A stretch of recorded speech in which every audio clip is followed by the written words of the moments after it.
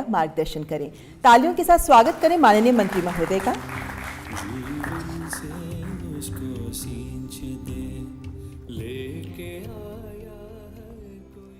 रग रग में गंगा,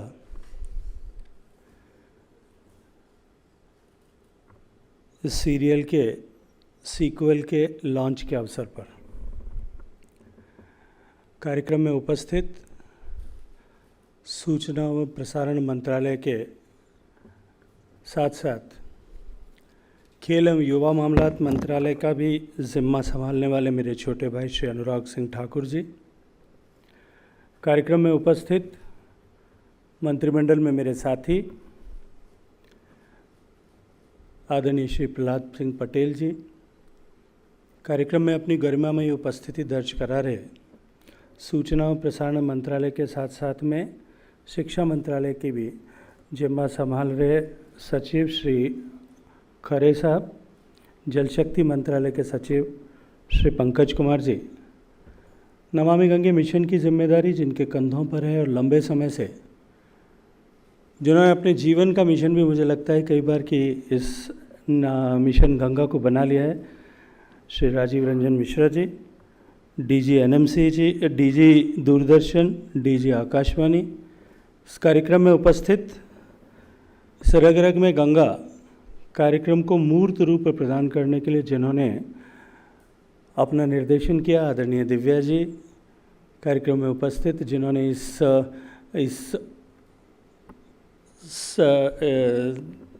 अभिनय, जिस मुझे एग्जैक्ट वर्ड उनके लिए मैं ढूंढ रहा हूँ राजीव के लिए कि मैं क्या उसको कहूँ, जिन्होंने इस सीरियल को जीवंतता प्रदान की है, ऐसे श्री राजीव जी, कार्यक्रम में उपस्थित अन्य अधिकारीगण और प्रिय मित्रों, पत्रकार मित्रों, पत्रकार साथियों, अभी जब अनुराग जी अपनी बात कर रहे थे और उन्होंने कहा कि किसी भी सीरियल का या किसी फिल्म का सीक्वल जब बनता है तो निश्चित रूप से इस बात का एहसास होता है और सर्टिफिकेट होता है कि पहला एपिसोड जो है वो सफल हुआ है। सफलता के लिए मैं सब लोग जो इसके पीछे जुटे थे उन सबको बहुत सारी बधाई देना चाहता हूँ। मुझे स्मरण है जब पहला एपिसोड हमने इसका किया था और ये विषय मेरे संज्ञान में जब आया था तब मेरे मन में एक प्रश्न था इस नाम को लेकर के कि रग रग में गंगा, और प्रश्न ये था कि क्या हम दिखाना चाहते हैं कि रग रग में गंगा है या हम लोगों को ये याद दिलाना चाहते हैं कि रग रग में गंगा होनी चाहिए। और मैं ये मानता हूँ कि जो पहले चरण के जितने एपिसोड्स थे उन्होंने इन दोनों चीज़ों को बखूबी प्रदर्शित किया, लोगों को इस बात का स्मरण कराना कि गंगा हमारे रग रग में है और साथ साथ में गंगा किस तरह से हमारे रग रग में है, इसको भी हमने लोगों के सामने उद्धृत करने में सफलता प्राप्त की। मित्रों, हम सब जानते हैं, जैसा प्रहलाद पटेल जी ने भी कहा, राजीव रंजन मिश्रा जी ने भी कहा कि नदियाँ हमारे जीवन को जीवन प्रदान करने का स्रोत है, माध्यम है। सिंधु घाटी की सभ्यताओं से लेकर के दुनिया में जितनी भी सभ्यताएं बनी वो सब सभ्यताएं नदियों के किनारे पर विकसित हुई। लेकिन विकास के इस क्रम में उत्तरोत्तर जिस तरह से शहरों का विकास हुआ और शहरों की पर दबाव बढ़ता गया, अनायास ही नदियों पर प्रतिकूल, जो नदियां हमें जीवन देने वाली थी उन नदियों पर प्रतिकूल प्रभाव उसका दिखाई देने लगा। पतित पावनी मोक्षदायिनी गंगा जो देश के 40% हिस्से के जीवन का आधार है और लगभग देश की उतनी ही आबादी के भी जीवन का आधार है। देश की लगभग 40% लोगों की आजीविका प्रत्यक्ष या परोक्ष रूप से किसी न किसी तरह से गंगा, और जब मैं गंगा की बात कर रहा हूं तो मैं पूरे गंगा बेसिन की बात करता हूं, उस पर निर्भर है। लेकिन दुर्भाग्य से ऐसे देश में जहां जल को जगदीश मानने की कल्पना की गई, हमारे ऋषियों ने, हमारे मनीषियों ने हमें नदियों के साथ में आस्था के माध्यम से जोड़ने का प्रयास किया, धर्म के माध्यम से जोड़ने का प्रयास किया। लेकिन जिस तरह से धार्मिक मान्यताएं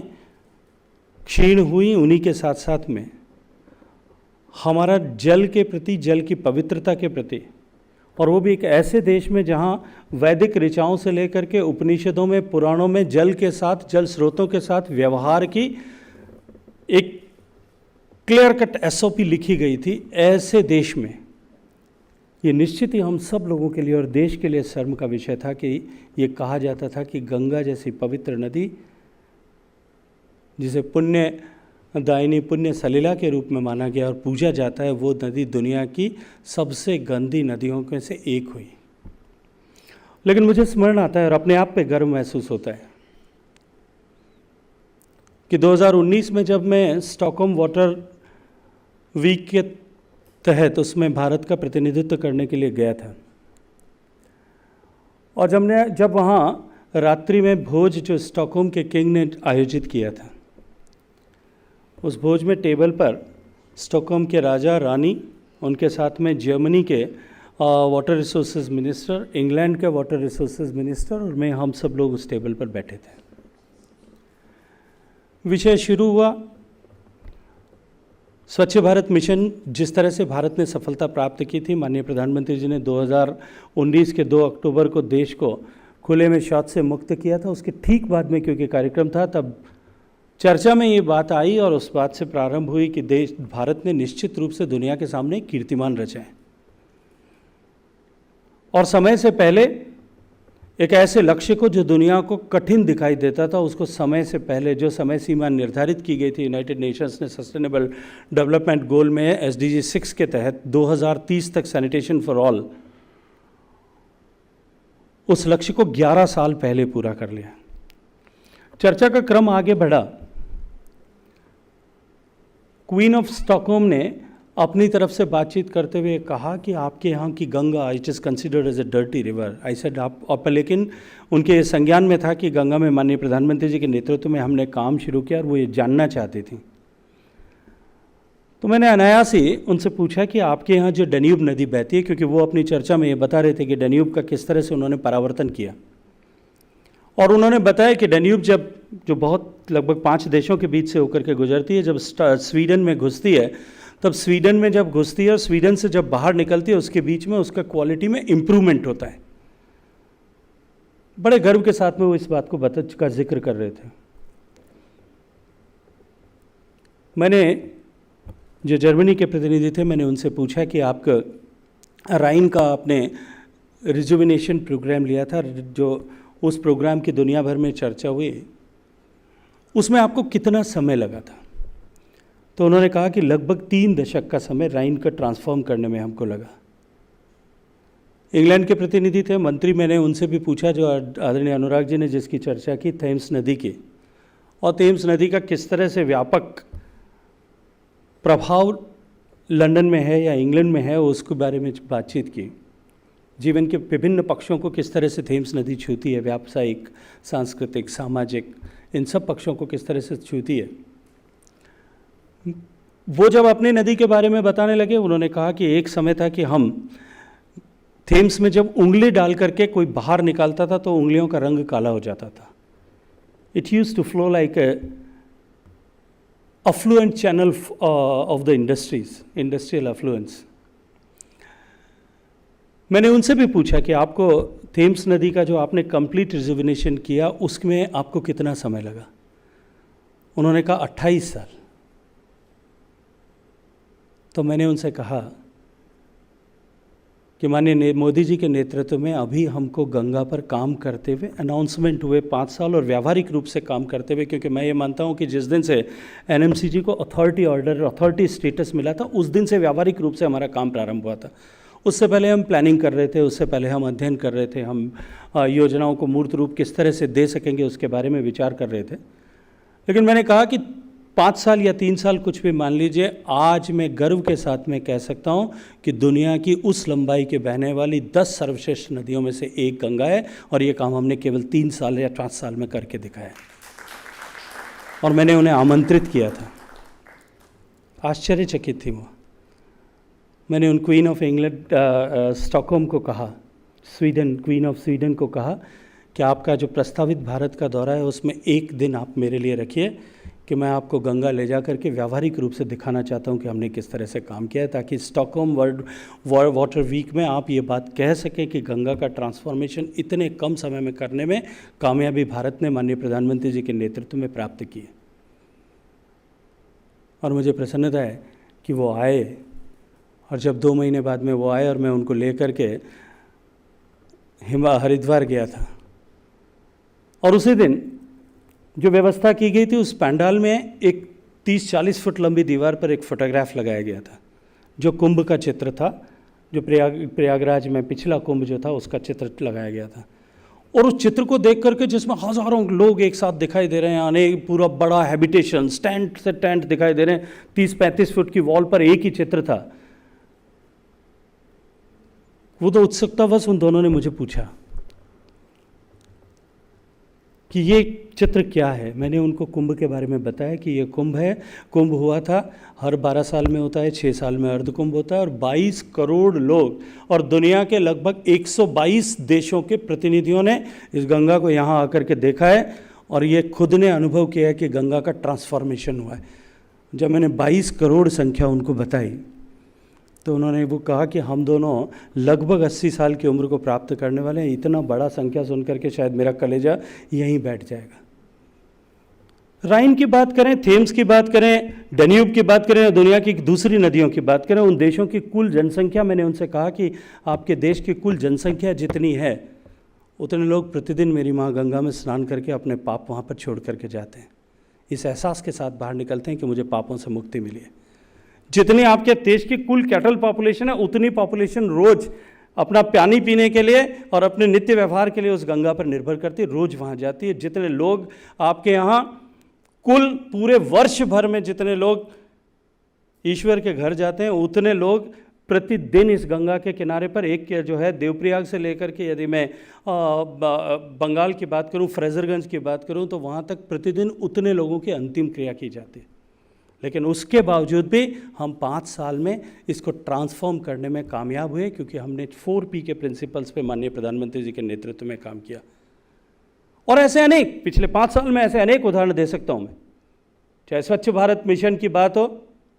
चाहे ये स्वच्छ गंगा मिशन की बात हो, फाइनेंशियल इंक्लूजन की बात हो, या सामान्य मानवीय के जीवन में परिवर्तन लाने के लिए जितने भी फैसले किए गए, जितनी भी योजनाएं बनाई गई, और उनको समय से पहले और लक्ष्य से अधिक इस तरह से पूरा किया गया, उसके पीछे जो आधारभूत चीज माननीय प्रधानमंत्री जी ने जो कही वो थी, पहला पॉलिटिकल विल होना चाहिए, दूसरा पब्लिक स्पेंडिंग होना चाहिए, तीसरा उस क्षेत्र में काम करने वाले लोगों के साथ में पार्टनरशिप होनी चाहिए ताकि हम उनसे सीख सकें, और चौथा पीपल्स पार्टिसिपेशन हो। और जो ये चौथा विषय है ये सर्वाधिक महत्वपूर्ण है, क्योंकि कितना भी बड़ा विषय, माननीय प्रधानमंत्री जी हमेशा कहते हैं, अभी जब हमें जिम्मेदारी दी कि देश के प्रत्येक घर तक पीने का पानी पहुंचाना है, तब भी उन्होंने इस बात को रीट्रेट किया और उन्होंने कहा, जोर देकर के ये बात कहा कि समाज जब कितने भी बड़े विषय को अगर अंगीकार कर ले, उसे अपनी जिम्मेदारी समझ ले। राजीव अभी जब बात कर रहे थे तब इन्होंने कहा कि हम गंगा देखते थे और हम बम्बई में रहते हैं लेकिन गंगा पे अपना अधिकार समझते हैं। ये बम्बई में रहने वाले और देश के दूसरे कोने में रहने वाले लोग जो गंगा पे अपना अधिकार समझते हैं, ये गंगा के लिए अपना कर्तव्य समझने लग जाएं, और उसी के लिए रग में गंगा मुझे लगता है दिखाने की आवश्यकता है। माननीय प्रधानमंत्री जी ने कहा कि जब समाज किसी विषय को ओन कर लेता है तो चाहे वो कितना भी कठिन विषय हो, निश्चित रूप से उसमें सफलता मिलती है, क्योंकि सरकार ने जो कुछ प्रयास किए, जो कुछ काम किए, मुझे नया नया इस मंत्रालय का दायित्व मिला था, एक दिन एक पत्रकार मित्र ने मुझे पूछा, क्योंकि शायद उनके स्वभाव में था, पिछले कई वर्षों से वो इसी तरह से प्रश्न पूछ रहे थे और शायद इसी तरह के उत्तर उनको दिए जा रहे थे। उन्होंने मुझसे पूछा कि उससे प्रश्न किया कि गंगा कब तक, can you give us any date कि उस समय तक गंगा स्वच्छ हो जाएगी। तो मैंने कहा कि ये सतत निरंतर चलने वाला का प्रवाह जो है वो काम है। गंगा की स्वच्छता, गंगा की अविरलता बनी रहे। मैंने उनसे कहा कि ये आपके जो है प्रपिता में थे, उनके ज़माने में भी थी, और जब आप प्रपिता में हो जाओगे तब भी उस ज़माने में भी ये प्रश्न रहेगा, और ये प्रश्न तभी इसका समाधान हो पाएगा जब आम जनमानस इसके प्रति अपनी जिम्मेदारी को समझे, उत्तरदायित्व के भाव के साथ में रहना, जीना और काम करना प्रारंभ करे। मैंने पहले भी एक दिन एक कॉन्फ्रेंस में कहा था कि ये गंगा और जल या प्रकृति का कोई भी जो प्राकृतिक उपहार हमारे पास में है, जो संसाधन हमारे पास में है, हमने अपने आप को उसका एकमात्र स्वामी ऐसा स्वीकार कर लिया है। हमने मान लिया कि हम अकेले उसके मालिक हैं। और यही भूल, ये जो कुछ चर्चा अभी आदरणीय अनुराग जी ने की, जिससे पूरी दुनिया डरी हुई है, जो क्लाइमेट चेंज की थ्रेट जो पहले सुनते थे, जब हम लोग कॉलेज में पढ़ते थे तो क्लाइमेट चेंज आएगा, हम ऐसा सोचते थे कि पता नहीं कौन सी जनरेशन में आएगा, लेकिन आज तो वो हमारे दरवाजे पर दस्तक दे रहा है। हम सब महसूस कर रहे हैं उसको। और मुझे लगता है कि वो फ्रेटर्निटी जिसके माध्यम से, जिसके सहारे पर हम उसको बांधने के लिए चले थे और हम मानते थे कि हम प्रकृति को जो है वो अंकुश लगा लेंगे, आज सबसे ज़्यादा डरी हुई वही वैज्ञानिकों की फ्रेटर्निटी है। सबसे ज़्यादा वही लोग घबराए हुए हैं, वही लोग चिंतित हैं। उसका समाधान का मार्ग यदि कहीं से जाता है तो वो इस एहसास से जाता है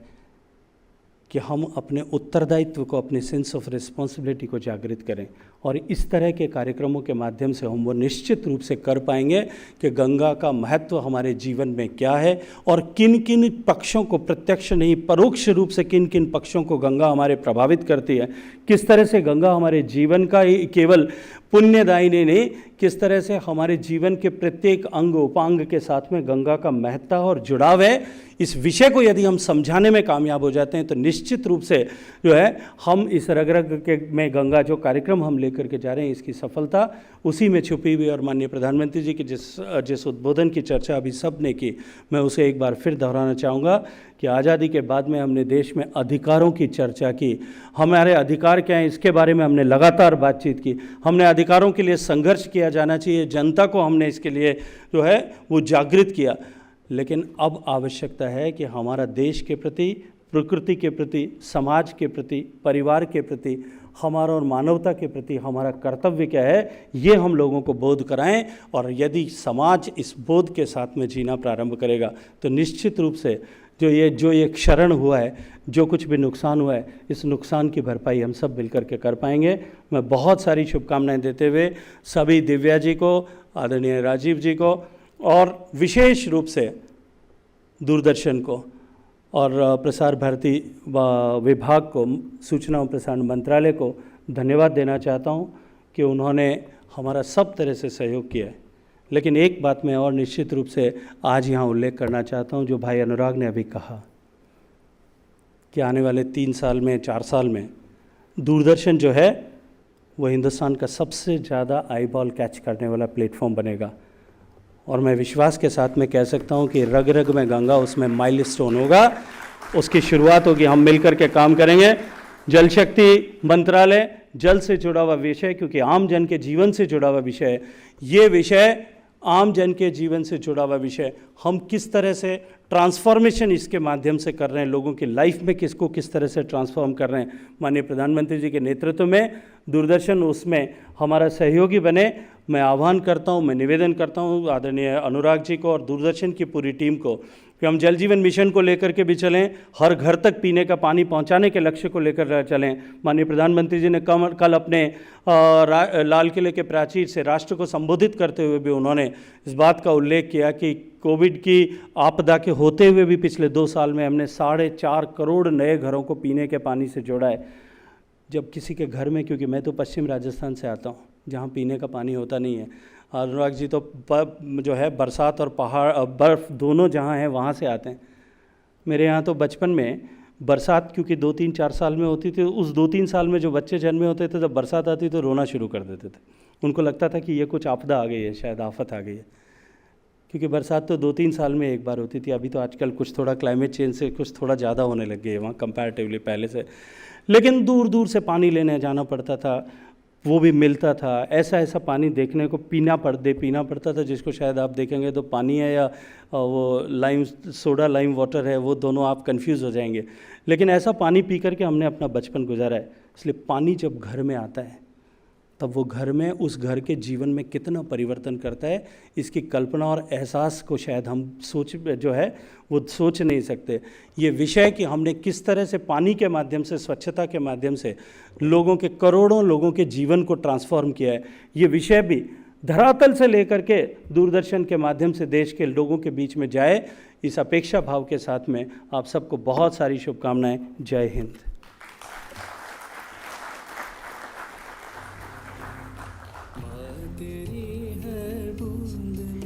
बहुत बहुत धन्यवाद माननीय मंत्री महोदय, हृदय से साधुवाद आपके मार्गदर्शक शब्दों के लिए।